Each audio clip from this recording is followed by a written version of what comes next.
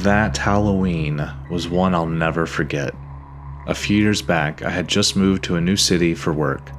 The job was going great and my coworkers were friendly, always inviting me to lunch or drinks after work. After about 4 months, I felt like I was finally settling in. So when they invited me to a Halloween party one of them was hosting, I immediately said yes. I didn't want to seem antisocial. The host said costumes weren't necessary, which was a relief because I didn't have one. Halloween came around, and after work, I went home, showered, and threw on my usual clothes before heading to the party. To my surprise, I had a great time, better than I expected, but when I glanced at my watch, it was already past midnight. I had to be up early for work, and it looked like others were starting to leave too, so I made my rounds, said my goodbyes, and headed for my car. The party was in the city, but I lived in a quieter suburb about 20 minutes away.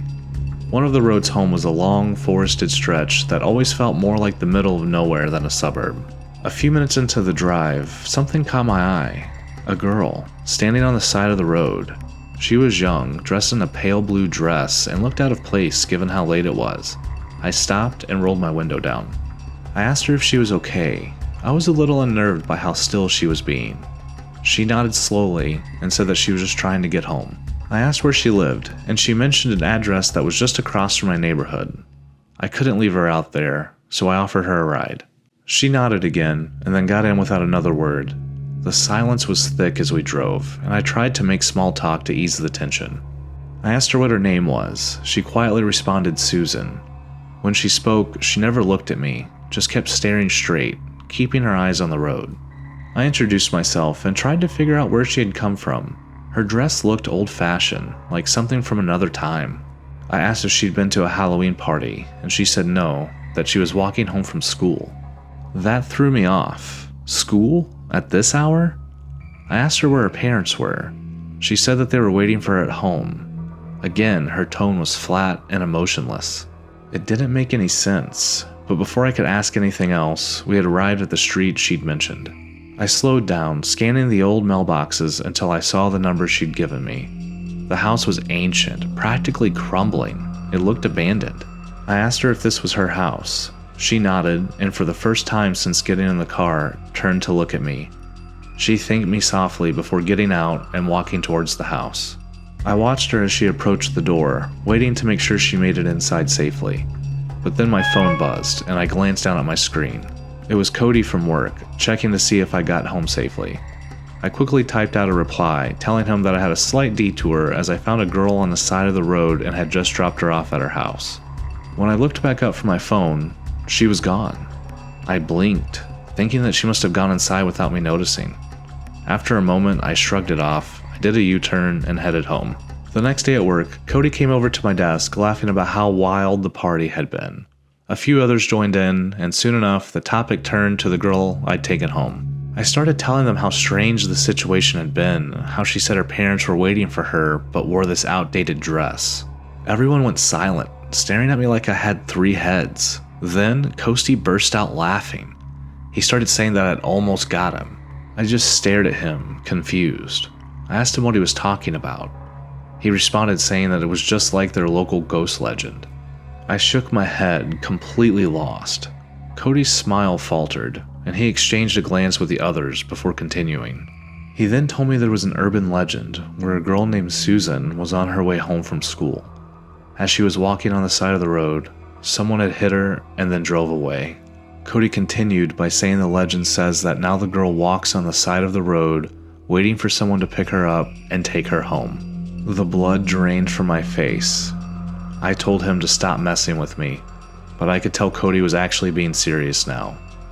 Later that night, I drove back to the house. I went and knocked on the door, but no one answered. I researched and found out that no one had owned that house in a long time. Had I really given a ride to a ghost? I still don't know for sure, but I'll never forget that Halloween.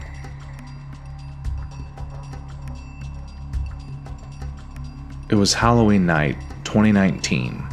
I still can't fully comprehend what happened, and to this day it remains one of the most terrifying experiences of my life. My girlfriend Kate was over at my place. I had bought the house a few years back, and it had become our little tradition to pass out candy and watch scary movies on Halloween.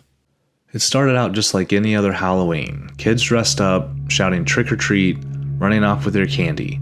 It was busy enough that we eventually brought our chairs to sit on the porch and just hand out candy.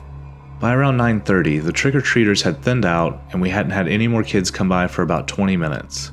We figured the night was winding down, so we packed it up, locked the door, turned off the porch light, and headed inside for our scary movie. I tossed the leftover candy on the coffee table and we settled onto the couch. We were about halfway through the movie when the doorbell rang. Kate and I exchanged surprised looks. I checked my phone. It was almost 11. I thought that it was pretty late for trick-or-treaters. I told Kate that maybe if we stayed quiet, they would just go away. Kate laughed and nudged me, telling me to go give those kids some candy. I sighed, grabbing the candy bowl and headed to the door. I opened it and immediately froze. Standing in front of me were 3 children. At least, they looked like children. Each of them had a white sheet draped over them, like some cliché ghost costume. Except something about them felt off. I awkwardly told them Happy Halloween, holding out the candy bowl, but the kids didn't move. They just stood there, silent, completely still. I quickly realized they didn't have bags for candy either. The weirdness of the situation crept over me. I scanned the yard, looking for their parents or anyone who might be with them, but there was no one. Just the still night and these motionless figures. They couldn't have been more than 4 feet tall, but they just stood there, sheets draped over their heads, faces hidden. I asked them if they needed anything. No response. They didn't move an inch. Unease twisted in my stomach. Something about them didn't feel right. I slowly backed into the house, closing the door gently. As I locked it, I stood there for a moment, trying to shake the strange feeling. Kate walked over, seeing the look on my face. She asked me what was wrong. I honestly didn't even know what to tell her. I just said that there were 3 kids outside, with sheets over their heads. She gave me this weird look and laughed. She turned and opened the door, and sure enough, when she opened it, there they were, standing just as still as before. Her smile faded. Kneeling down to their level, she tried to make light of it. She told them that their costumes were creepy and asked if they were supposed to be ghosts. Still, no response, just the faint swaying of their bodies, as if the wind was moving them. But there was no wind. After a minute of trying to talk to them, Kate stood up, her expression mirroring my unease. I could tell she wanted to say something, but just like me, she didn't know what to say. I grabbed her arm and pulled her back inside, quickly closing the door again. We stood in silence for a moment, trying to figure out what to do. I suggested calling the police. Kate thought that was a little extreme, and said maybe we should just wait to see if they go away. We agreed to wait it out, hoping they'd be gone by the time we checked again. After a few minutes, we sat back down on the couch, trying to focus on the movie, but neither of us could relax. Suddenly, the doorbell erupted, ringing over and over as if someone was leaning on it and pressing it as fast as they could. We both jumped, our heart racing. I had enough. I was mad now. I marched towards the door, flinging it open, the doorbell still ringing until the second I opened it. But this time, the 3 figures weren't standing there. Instead, 3 white sheets lay crumpled on the ground, exactly where they had been standing. I stepped outside, frantically looking around, but there was no one, just silence. Kate appeared at the doorway, her face pale as she looked down at the sheets. She bent down and picked one of them up, but immediately dropped it, her scream cutting through the quiet night. I rushed to her side. I asked her what was wrong. She pointed at the sheet, unable to speak, her hands trembling. I picked up the sheet and saw it, a piece of paper lying underneath. On it was a crude drawing of 3 children with sheets over their heads, and in the drawing, they were brutally stabbing 2 people. Above the 2 figures in the drawings were our names, Joe and Kate. I shoved Kate inside, locking the door behind us as I called the police. They came, of course, but found nothing. No signs of the kids, no clues, nothing. Kate refused to stay at my house after that. We spent the next few nights at her apartment. It's been almost 5 years since that night, and we've never seen anything like it since. But every Halloween, I can't shake that fear that maybe those kids will come back.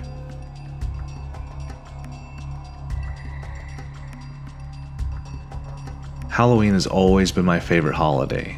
There's something about the crisp air, the decorations, and the excitement on my kids' faces that just feels magical. Every year, without fail, we carve pumpkins before heading out to go trick-or-treating. It's a tradition that my two kids, Emma and Jake, ages 5 and 7, look forward to it more than anything. And it's always my job to get the pumpkins. This year, though, work had been insane. I'd been buried in deadlines, putting in more hours than I should have, and somehow I completely forgot to pick up the pumpkins.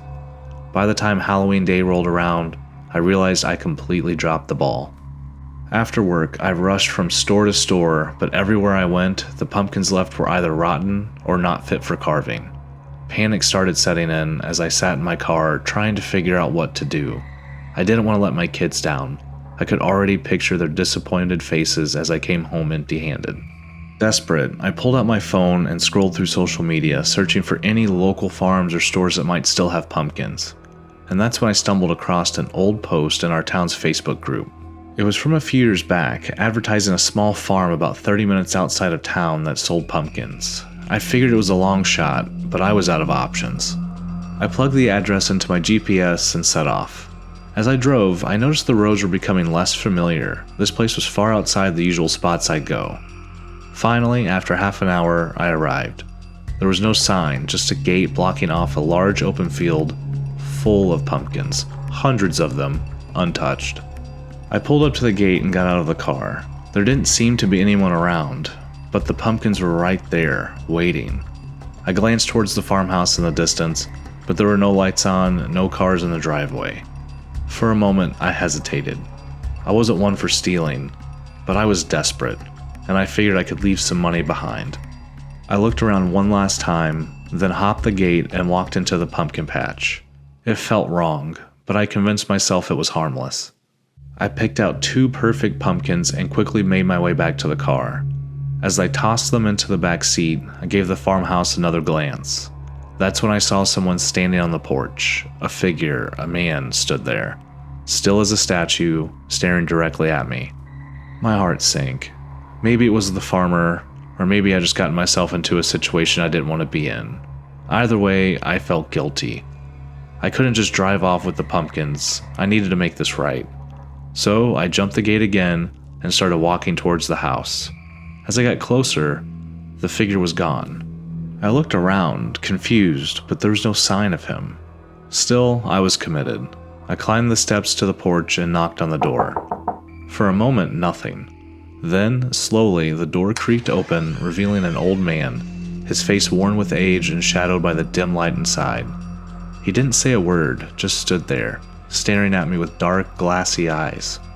I awkwardly introduced myself, trying to explain my situation to him. I pulled out some money and handed it to him, telling him I wanted to pay for the pumpkins. The old man didn't even look at the money. He just stared at me. An awkward silence stretched between us, and I began to feel uneasy. But then, he screamed.